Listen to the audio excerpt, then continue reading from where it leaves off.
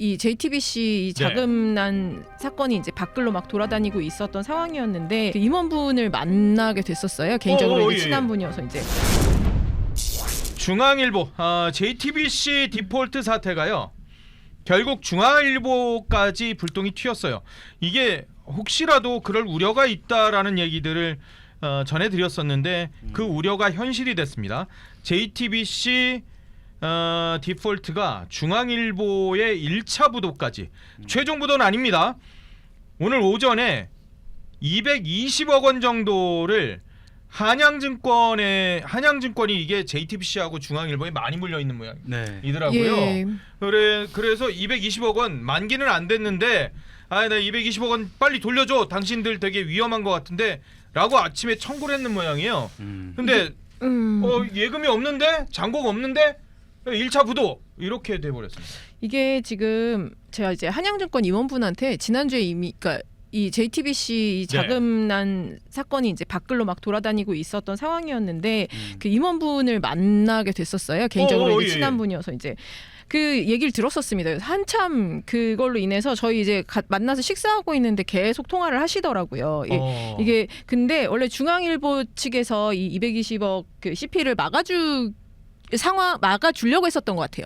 근데 지금 중앙일보도 자금이 안 돼서 이제 최종 부도가 이제 월요일 날 오전 속보로 나올 수밖에 없게 된 거죠. 이제 중앙일보에서도 아마 주말 내내 이 부분을 해결하기 위해서 좀 노력을 하셨던 것 같은데 이게 지금 문제가 단순히 이 220억 뭐 그 한 가지 문제가 아니고요. 지금 월드컵 중계권 사안에 문제가 이제 시작된 거다라는 거 우리가 다 알고 있지 않습니까? JTBC가 월드컵 중계권을 원래는 코리안 플루에서 이제 여럿이서 함께 언론사가 좀 싸게 비딩을 해서 가져와야 되는데 독점권을 가져오다 보니까 1,900억이라는 어마어마한 금액에 사오게 되고 이러니까 사실 국내 이제 다른 소위 뭐 종편이라든지 지상파들이 이 금액으로 살 수가 없는 겁니다. 맞아요. 너무 비싸게 사와서. 근데 이제 KBS만 어쩔 수 없이 이제 지상파에서는 방송을 해야 되니까 아마 조절을 좀 해가지고 한 것 같아요. 그러니까 이 JTBC가 이 중계료를 비싸게 사왔는데 이걸 제대로 팔지 못하니까 이제 자금난이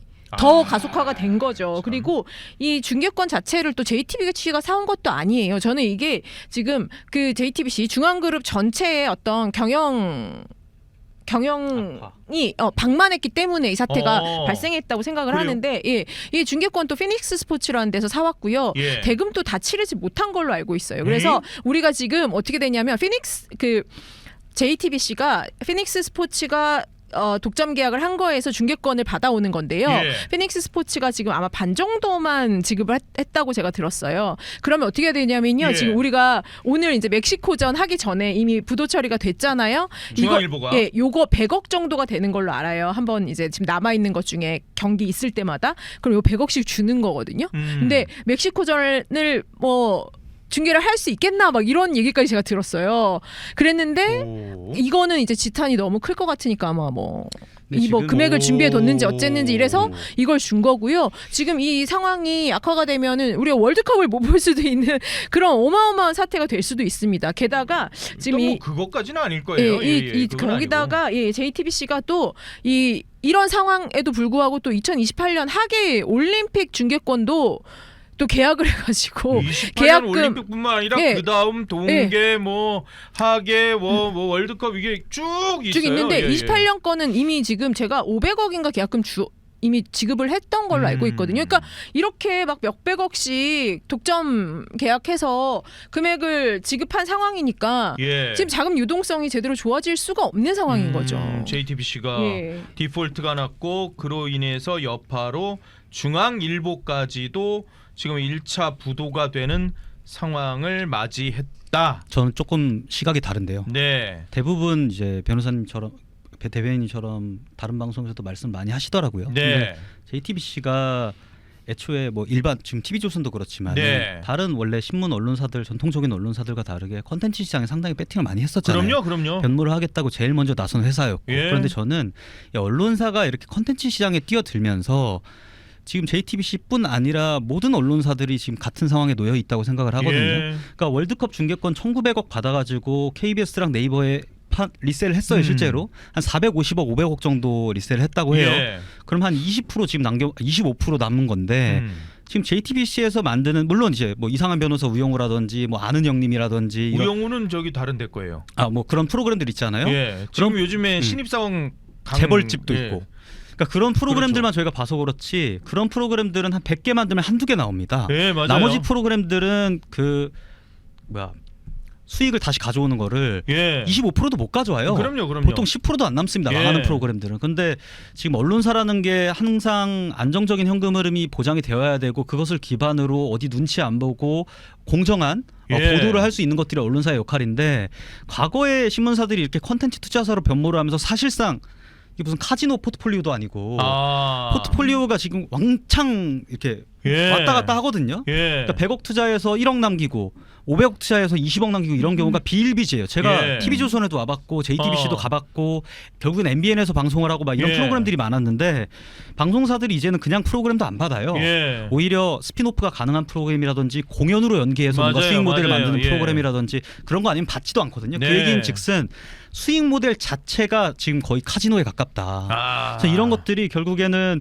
컨텐츠 투자사로서 변모하면서 발생한 예. 어떤 한계가 지금 드러난 게 아닌가 저는 이렇게 지금 해석을 합니다. 슈퍼챗이 아까도 들어와 있던데요. 우리 투유님께서 이렇게 슈퍼챗을 보내주셨네요. 요즘은 단톡에 그냥 부장치고 민주당 입당할까? 이런 거 많이 해요라고 하네요. 별 달면은 딱 특채니까. 범죄 경력 있으면 아니 우리 그 누구라고 얘기는 안 하겠어요. 뭐 아무튼 하극상 같은 거를 하고 이렇게 잘리고 그러면은 다시 또 이제 더 높아지고 막 이런 경우가 지금 많으니까 지금 워낙 그런 게 많으니까 그냥 부장치고 그냥 민주당 입당할까? 이거 저렇게 좋은 방법이 있었네요. 제가 한번 되게 화가 나가지고 제가 사격을 배워서 예. 그 얘기한 적 기억나요? 제가 이제 스나이퍼하고 망명하겠다 막 이런 한 적이 있었거든요. 근데 저런 좋은 방법인데 제가 어려운 위험하다. 길을 찾고 있었네요. 승리의 노래님께서 또 슈퍼챗을 보내주셨어요. 감사해요. 승리의 노래님께서는 떠오르는 자유민주주의의 전서구 엄티브를 응원합니다. 멸광통일라고 해주셨습니다. 감사합니다. 아유. 감사합니다. 승리의 노래님 너무나도 감사합니다.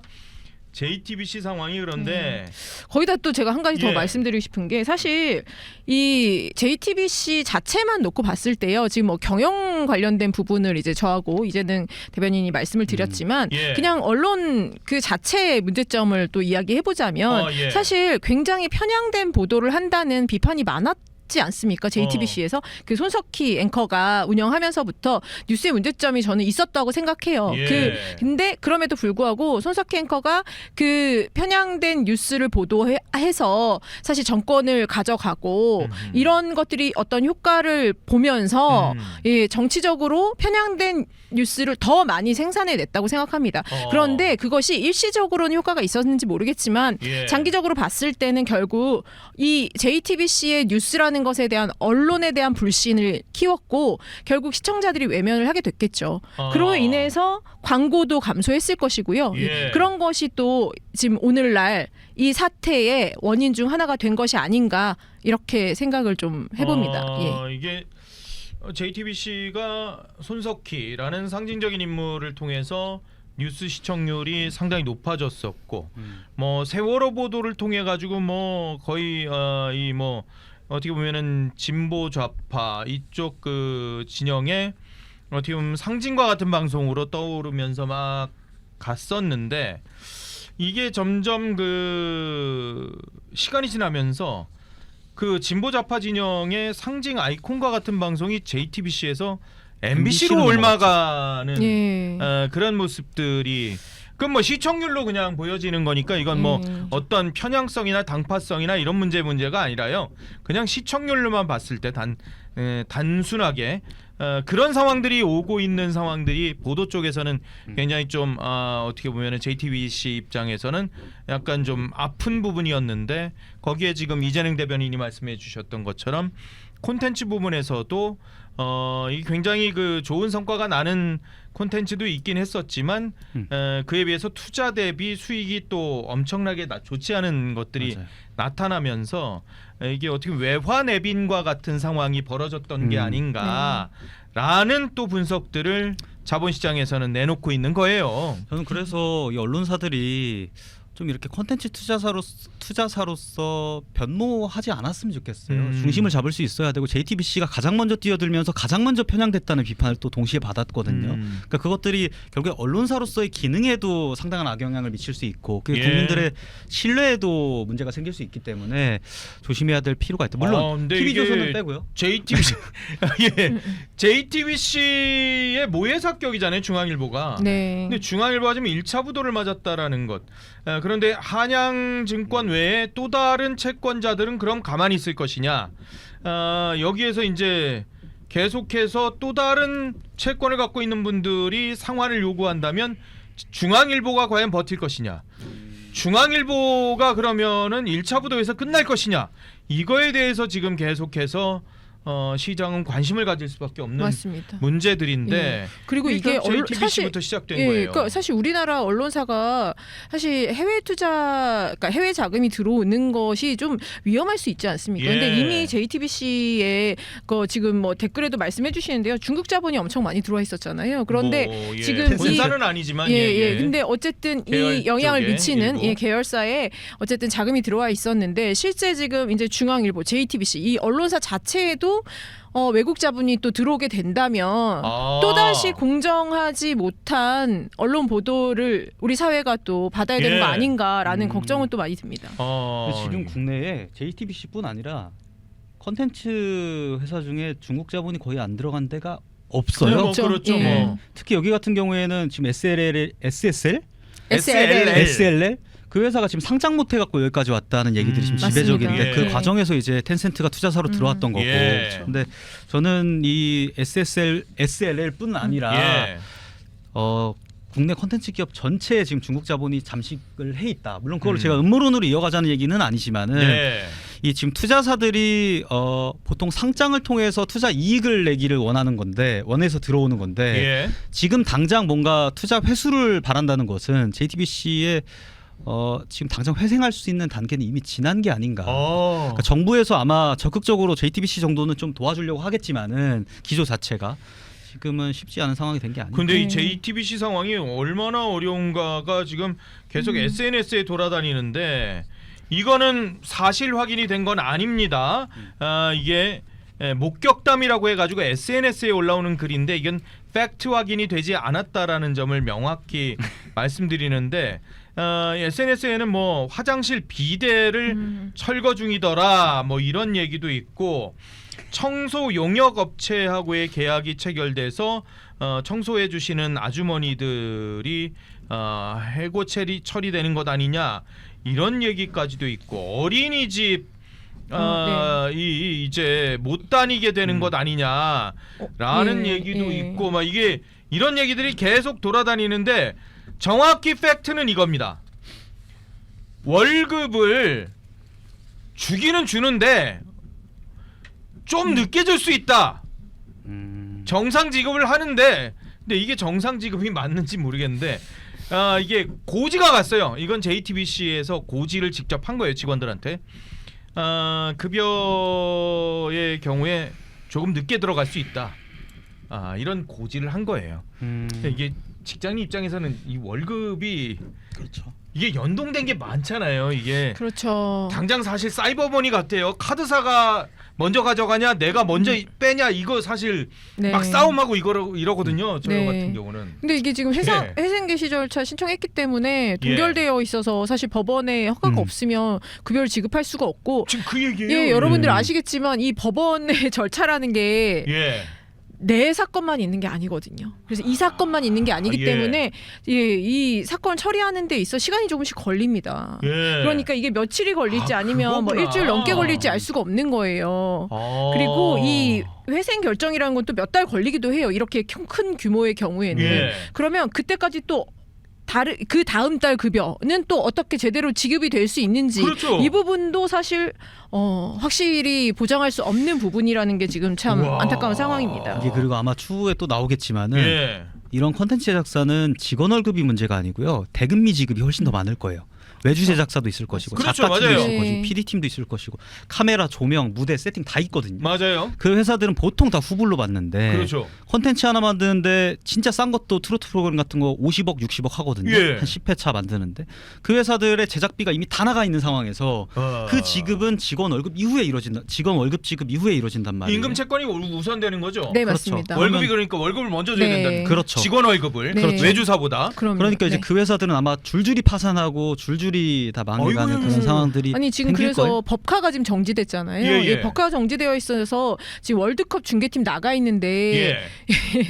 법카를 사용을 못하니까 개인 사비로 지금 숙박과 식사를 해결해야 된다. 근데 이거를 예. 나중에 보전받을 수 있을지가 지금 불투명한 상황인 겁니다. 아니 이게 지금 달러가 지금 아까 우리 테스타로사님도 말씀하신 1,536원 지금 네. 또 올라가고 있다는데 네. 지금 중남미잖아요.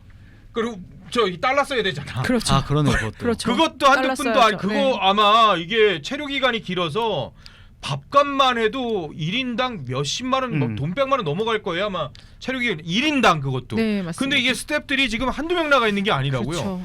이게 그럼 몇억 몇십억 될 거고 거기에 돌아오는 비행기를 제가 그 얘기를 하고 싶었어요. 돌아오는 비행기를 지금 이미 결제가 됐겠죠, 설마 왕복을 하셨겠죠. 근데 뭐 출장이니까. 축구는 언제 그러면 떨어질지 모르니까. 다행이지만 축구는 언제 떨어질지 몰라서 맞다. 그리고 왕복을 잘 안 오는 비행기를 끊어요. 어떻게 끊어요? 네. 32강에서 떨어지면 바로 와야 되고 어떡해. 결승 가면 또 결승에 끊어야 되기 때문에 맞아. 보통 편도로 끊죠. 지금 또 유가 많이 올라가지고 비행기 할증료. 값이 장난이 아니지 않습니까? 항공권 값이 2배가 됐어요. 아마 이게 그러면은 고유가의 고환율 때문에 딱 2배 됐더라고요. 거기다 중남미입니다 지금. 멕시코 이런 데 가 계신 분들은 아니 100번 양보해서 예를 들어서 내 비행기 값이야. 그럼 내가 한국 오는 거는 그래 내가 그럼 나중에 받을 수 있을지 모르겠지만 그래도 뭐 한 200만 원 그래 내 카드로 200만 결제를 원이요? 해. 200만 원으로는 배 타고 오셔야 될걸요? 예. 아 그래요? 더 비싸요? 엄청 비쌉니다 지금. 근데 예. 그거는 100번 양보해서 그렇다고 쳐. 근데 예를 들어서 막 장비 있잖아요. 막 엄청 큰 장비들. 이거는 회사 장비잖아. 그렇죠. 그러니까 내 장비는 내가 들고 가지만 회사 장비 이거 어떻게 그 티켓 값은 누가 내나? 그 누군가 개인이 대신 내줘야 되는 그 항공사에 맡기고 와야 되나? 어떻게 해야 되는지 모르겠네요 정말. 이게 방송 장비가 이게 지금 대여를 현지에서도 하지만 이게 가져가는 장비도 엄청나게 많은데 근데 그 정도까지 지금은 아닐 거예요. 근데 이게 그러니까 총체적 법원에서 양국이네요. 예. 지금 그런 거 아닐 것 같죠? 근데 지금 법원에 직원들한테 지금 네. 일단 그래요? 비행기값 개인으로 지금 끊어야 된다라는 일부 얘기가 간 것 아니냐는 그래요? 예. 지금 앵커님이 너무 그 항공권 지금 오름세에 대한 네. 감이 좀 없으신 걸 제가 그래요? 말씀드리면요. 제가 지난달인가 뭐 그냥 검색을 한번 해봤어요. 그 미국 아마 제가 그 동부 쪽으로 검색을 했던 것 같은데 예. 왕복 직항 기준 400만 원이 넘습니다. 왕복이니까 편도만 끊어도 되니까. 왕복 가는 건 그러니까 끊어줬으니까. 그러니까 기준이 그렇다고. 아. 예, 그러면 그게 미국 동부입니다. 그러면 그럼 우리 더 중남미는 비싸구나. 직항이 없고 뭐 동부나 혹은 뭐 남부 쪽으로 가서 경유를 해야 되는데 그럼 훨씬 더 우리 또 비싸지죠. 뭐 정원호 후보가 경유했던 것처럼 그 경유하지는 않을 거니까. 오. 칸쿤도 들렀다가 아니 그러지는 않을 거니까. 칸쿤을 지금. 들렀다 못 오네요. 그러지는 않을 거기까지 거니까. 가셨네. 그러니까 지금 그러지는 직원- 않을 거니까. 직원 월급이 아까 말씀하셨던 것처럼 좀 회생 절차 들어가게 되면 법원에서 허가를 해줘야 지급이 가능한 거잖아요. 맞습니다. 맞아요. 지금 이 경우에도 뭐 카메라라든지 뭐 주요 장비들은 회사 자산이기 때문에 이를 보전하기 위해서라도 예. 법원에서 뭐 비용 처리를 해주지 않을까. 근데 문제는 비용 처리를 해줄 텐데 일단 예. 당장은 그거를 갖고 가신 분들이 그렇죠. 예. 사비로 지급을 하고 먼저 추후에 선결제 청구를 후 해야 청구해야 되는데 되는 상황이 예. 벌어지는 게 아닌가 지금. 근데 이게 우선 채권으로 인정이 되기가 어려울 것 같습니다. 그렇죠. 임금 예, 채권이 예, 먼저라고 이 출장비에 대한 말씀하시니까. 보전을 받을 수 있는 부분들은 그러니까 이런 상황이니까 과연 직원분들이 그러니까 입장 바꿔 생각하면 제가 월드컵 중계진이라면 내가 막 중계를 하고 막 이렇게 하는데 야 이거 내가 진짜 월급은 언제 받을 수 있? 뭐 월급은 준다니까 그런데 월급도 다음 달은 혹시 제대로 나올까? 혹은 내가 이게 뭐 비용 선처리했을 때 내가 나중에 받을 수 있을까? 이거 생각을 하게 되면 이게 제대로 일을 할 수 있겠냐고요. 그렇게 말입니다. 그래서 방송통신위원회도 이거 월드컵 중계를 비롯해서 이 회사의 자금 상황이나 이런 것들에 대해서 지금 모니터링을 집중적으로 하기 시작했다라는 거. 박미통이도요. 네. 지금 정부가 나섰어요. 그래서 근데 이게 사실 제가 듣기로는 이 한양증권이 지금 부도 처리한 어음의 경우에 담보가 있는 그건 걸로 알고 중앙일보요. 있거든요. 예, 이거 담보가 있는 걸로 알고 있거든요. 근데 이게 지금 약간 연쇄 도산처럼 지금 되는 거 아닙니까? 중앙 계열사들이 혹시 그런 것 아니냐라는 우려가 있다라는 거죠. 지금 굉장히 복잡하고 어려운 상황들이에요. 아니 그 JTBC 경우 지금 뭐 회생 신청을 하긴 했지만 이게 회생이 불가하다라고 하면 파산조차 들어갈 수밖에 없거든요. 예? 그러니까 그런 점들을 아마 모니터링을 정부에서 네. 실시간으로 하는 모양이에요. 그러니까 혹시라도 어디서 추가로 자금이 유입되는 건지 투자가 되는 것인지 아니면 뭐 자산을 어떻게 매각을 하게 되는 네. 것인지 아니면 지분을 어떻게 매각하게 되거나 이런 것들에 대해서 정부가 집중적으로 모니터링을 그 이거 와중에 그냥- 하나가 올림픽 중계 예, 문제인 거 예. 아니 월드컵 중계 문제인 것 근데 같아요. 중개권을 지금 다른 회사가 샀다니까요.